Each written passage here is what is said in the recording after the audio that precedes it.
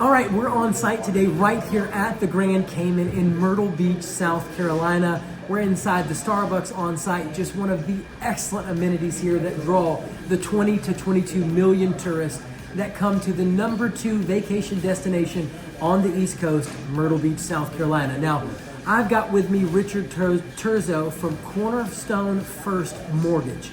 He is a 25-year veteran. I mean, we're talking about building. He's built homes. 16 years as a real estate broker. I was building houses up to the whole real estate crash, and I've been doing lending ever since then. What, 13 years? I was even now? an appraiser back in the 90s for about 2 years. I mean, he's got a plethora of knowledge. He has seen this business from multiple standpoints, and he's the perfect person to cover seller financing. What are the most common types of financing available for investors looking to invest in our market? Okay, for investments, that you do have your traditional Fannie Mae and Freddie Mac conventional financing options, but there are a lot of what we call non-QM products, which are basically just products that are held by private investors and don't go through Fannie Mae and Freddie Mac. And we have tons of options for investors that actually offer better rates, better fees, and a lot more flexibility than what you can get with traditional financing. Okay. So whether you have unique properties or somebody that has more questionable credit, or is just really looking for the best deal, then we've got everything from DSCR loans, which we don't require income, bank statement loans, where we can use just a person's bank statements, 1099s. Like I said, we only use the 1099s for income. We even have a no ratio DSCR loan, which basically means we don't need any income, and we don't even care if the property covers its rent or not. Come on now, that's what I'm talking about. All right, now, okay, so and these are going to apply to long-term rental properties, short-term rental properties, commercial properties. Can you do those as well? I do not currently do commercial properties. Cannot. Now we can do mixed-use properties that have a like duplexes. No, they're like properties more like what you see at Market Commons, where there'll be a townhome type structure where the upstairs is a living space and then the downstairs is a storefront. Yep. We see a lot of those. Okay. Cool. So basically, you can do conventional loans, VHA loans, VA loans. Can you do any hard money loans? Yes. Get out. Yeah, I got a hard money lender. Come on now. Private money loans? Yes, that's that portfolio financing? Yeah, any of your portfolio financing. Yeah, we underwrite, process, and fund those in-house. Now, do you ever have any sellers approach you that want to do seller financing and use you guys at all? Like to kind of structure the deal? I don't know why they would. Okay. Yeah, okay. I have to say no. Okay. All right, now what is the difference between conventional loans, FHA loans, and VA loans for investors in our market? So in the industry, we usually just separate between conventional loans, your Fannie Mae and Freddie Mac loans. Yep. These are ones that follow guidelines set forth by Fannie Mae and Freddie Mac. Okay. They could be funded and underwritten by several banks, but they follow those guidelines so that on the back end, they turn around and sell that note over to Fannie Mae and Freddie Mac. Okay. VA loans? Those are government sponsored backed loans, FHA, VA, USDA. Okay. These are all loans that, it's sort of the equivalent of mortgage insurance and the conventional side, but instead of mortgage insurance, they're backed by the government entity, so they call it a guarantee in some. So as an investor, why would I want to do a VHA loan or an FHA or a VA loan or a USDA loan as opposed to conventional financing? Like, what's the benefit? Most of the time, the government loans are a little bit more flexible with credit. Your VA tends to be one of the more flexible. It's only for veterans, though. 100% financing. It's got to be a primary residence. Great product for veterans. USDA, that one is really to motivate people to move out of big cities into more rural areas. Yep. It's 100% financing. Great product. Minimal mortgage insurance on it. So you gotta like it. A little bit more restrictive. They want to loan you a little less money and require a little bit better credit. Okay, so let's kind of talk through that a little bit for investors. Can't use government loans for investment properties. No, you can't. FHA, VA, USDA all have to be primary residence for purchases. Now, once you purchase the property as a primary residence, you have an FHA or a VA loan, and you decide to go buy another property and make it your primary, that doesn't mean you have to pay that loan off. You can keep that property, rent it out, and keep that government loan. Do investors typically do this sort of thing? Not if they don't want to go to jail. Okay, so that's a no-go. But It's not intended for but so how does that work exactly? So, I mean, how long do you have to own the property before you can move into another property if you got a VA loan? I don't know if there's necessarily a particular guideline. That's a good question. I would think it'd be more about intent, more than anything. If you bought a loan under a VA loan and then decided you weren't going to live in it and you were just going to rent it out right away. Yeah, for sure. What in the real world, what's probably going to happen is nobody's going to say anything as long as the payments are made and everything's good. Yeah.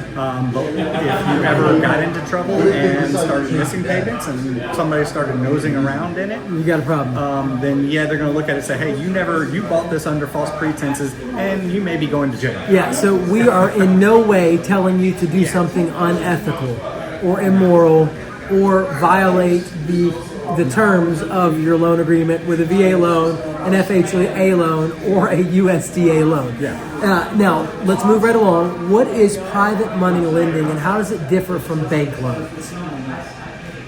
You know, these loans often. I mean, from what I can tell, these loans often, are faster to close. They're more flexible. Are these portfolio loans? Are these like that? Can get them closed in 25 days as opposed to 45 days? Or I think I'm a little confused by the terminology between the portfolio loans and bank loans because I consider those kind of the same. Okay, so I'm calling a portfolio loan or a private money loan that involves borrowing from individuals or private firms instead of banks. Okay. And most of these lending institutions, no, they're not banks necessarily, but we still, it's still basically the same thing, works the same. You can be a bank that holds the loan. Most of your private, lending companies aren't going to actually hold the paper, but a lot of them do. So there's not a whole lot of indistinguishing from a client's perspective on that. Because both service the loans, both are going to end up selling the paper on the back end for the most part, and both have an option to keep that loan in-house and, So you're not seeing a faster close time, whether they do either or the other. I think what you're looking at is there a difference between conventional Fannie Mae and Freddie Mac guidelines and purchasing on those loans versus the portfolio loans that would be held by a private investor or a bank. Okay. In that case, yes, there are a lot of differences just because those private investors get to set their own guidelines. They get to take their own risks, and they're playing with other people's money. They are willing, and able to make the determination of what market they want to be in, what kind of risk they want to take. Whereas with the government, you're buying your Fannie Mae and Freddie Mac, and that they're looking at securable, trustworthy loans that they can turn into bonds for long term that are basically the backbone of America's financial institution. I mean, you're hearing it right here, guys. This is the Big Short, right here. All right, now, God forbid, it's a lot more complicated than all of that. All right, so let's talk about financing specific to Myrtle Beach. Now, are there lenders that specialize in financing oceanfront condos? Yes, there definitely are, and some are definitely better than others. For myself, our company is one of the most preferred oceanfront condo lenders in America. We are the preferred lender for places such as Margaritaville. Okay, super cool. Yeah, we are like their preferred lender. We even in fact, there's a company I can't think of it. So the oldest condotel company in America, and we're the preferred lender for them. So you guys got a lot of experience closing these types of loans. Oh yes, we basically dominate a lot of the market in Florida, where you see a lot of this, in Vegas, where you see a lot of condotels. Yep. So yeah, we are the expert when it comes to oceanfront condos. That sounds cool. Now, what are the challenges of financing an oceanfront condo in Myrtle Beach? Let's talk about HOA restrictions, higher insurance costs for beachfront properties as opposed to maybe a long-term rental property that's more inland, and lender-specific rules about short-term rentals, because I know you got some special rules there. Short-term rentals is a good one. Short-term rentals varies a lot between individual investors and how they calculate it. Some will let you use 100% of whatever the rent that was actually collected. Most will use a percentage, like 80% of the short-term rent. Okay. Some will require third-party verification through a system called like Airbnb. Okay. Some to do estimates on, occupancy. Airbnb is a program that will actually tell you what the occupancy rate is, what the average daily rate, stuff like that. So it'll give you a good idea of what the expected rental income on that property is. That's cool. We can use an appraiser to go out there and actually give us values for the short-term rent. Yep. Long-term rent. The market rent. So that basically, if we're doing like a DSCR program, we can look at it and see, okay, does the long-term rent use 100%, or do we want to use 80% of the short-term rental? Which one gives us some more favorable terms? And then if those don't work, then we can start collecting somebody's Airbnb and VRBO records. Yep. To get that deal funded. Yeah, and they're all different. Like some will let you use both, some will only let you use either one or the other. So if when you say some, you mean private investors that are funding these loans? Yeah. There are a few out there that will let you use both Airbnb and VRBO documents if somebody's using both. Yeah. There are some out there that you got to pick one or the other. If you've got to use just all the Airbnb income to qualify for it. So it becomes really a mix and match kind of game when we've got 50 different investors that all have 50 different types of rules. That's right. And we've got a client looking at buying a bunch of different condos, and before they pick out a condo, they want to know what their financing terms are. No doubt. And you can't figure that out until you get deeper into the loan. We don't know what kind of property it is, and we've got to match that up with all these different investors. So it's one of those things where you got to be 2-3 weeks into the loan already after you've chosen property. So you can't let the financing be the determination as to what property you pick. Generally, I have my investors use the gross rental income and what's going on there, if it's personal use, if they like it a lot, and then those gross rental income numbers, and kind of ultimately profit, how it washes out after all the operating expenses as they compare different places they like in order to kind of choose one. From there, we dive into the lending side of it, and then 2 or 3 weeks in, he can give you the specifics of things. Now, HOA restrictions, how could that impact financing for, what HOA restriction? Well, when it comes to the condotels, one of them is rental. Whether or not the client has the option of managing their own rental properties, or if they're required to use the on-site services. Well, I've never came in contact with a place that says absolutely you have to use them. It's your own property. No, there are ones that you buy in there, you have to use their rental property. I know that they say that and they push that, like for example at Coral Beach. Is that the one where do not buy at Coral Beach? Now, and the reason why I'm saying if you are wanting to self-manage, do not buy at Coral Beach. Basically you have to have a key card to go up and down in the building, to buy a beer, to use a restaurant. Everything is well isolated if you're not on their on-site property. If you don't use their management, you cannot use any of the amenities. Yeah. So now, do I know of an off-site property manager that successfully manages there? Yes. And that's fine. And but I don't know if you really want to fight that uphill battle if you don't have to. the person's, it's just like those unique properties that we talked about, limiting their financing options, which, can be detrimental. Yeah, so we'll get into these type details once you've narrowed down your top 3 properties. That's when we'll start taking a deeper dive into the HOA or restrictions and specifics. Now, higher insurance costs for beachfront properties. Okay, guys. Now, I've got 2 things I want to say here. Number 1, the operating expenses on oceanfront properties, for the most part, if you're choosing the right investments, are not going to matter as much as the gross rental income and ultimately the profit. So yes, we've seen some insurance increases in our market. I saw a place that went up $82 a month. Okay, that's not going to make or break the bank.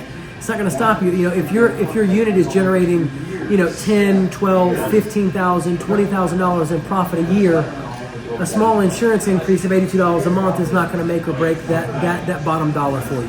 So, in my opinion, it is in large part a non-issue if you're investing in the right places.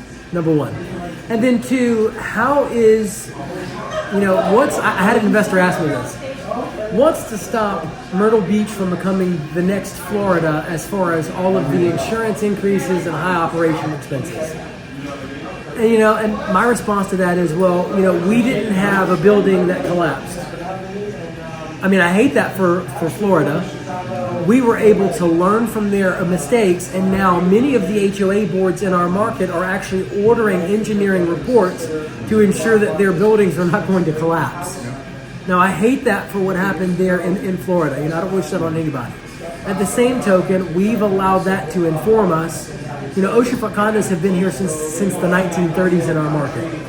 People have been making money renting out oceanfront condos for years and years and years. We're able to learn from Florida's mistake or from what's happened and taken place there, and now we're safeguarded against that from happening here. Have insurance costs increased? Yes, but they have not increased. Our operational expenses have not made Myrtle Beach an unaffordable market. Investors are very much investing here because it is such an affordable market, and they are making considerable profits. I will tell you that on a one bedroom, I recently helped an investor purchase a 1-bedroom unit. It was a $159,000 purchase price. After all of his expenses, he was still clearing $12,000 a year profit so long as he remodeled that unit. That's not bad. Yeah, not bad at all. So, all right, finally, our final question here is, can I use projected rental income to qualify for a loan? Well, if we're looking at like DSCR loans, like we're talking about, that's exactly what we're doing. We're looking and trying to figure out, what the income situation looks like, and we're not even worried about the individual's income. We don't collect any income docs for the individual. We only look at that subject property's income. But now on the conventional side, if we are looking at a warrantable condo, and you're buying it through conventional means, yes, you can actually use the subject property's income. 75% is typically what we use to go towards the qualifying income for the property.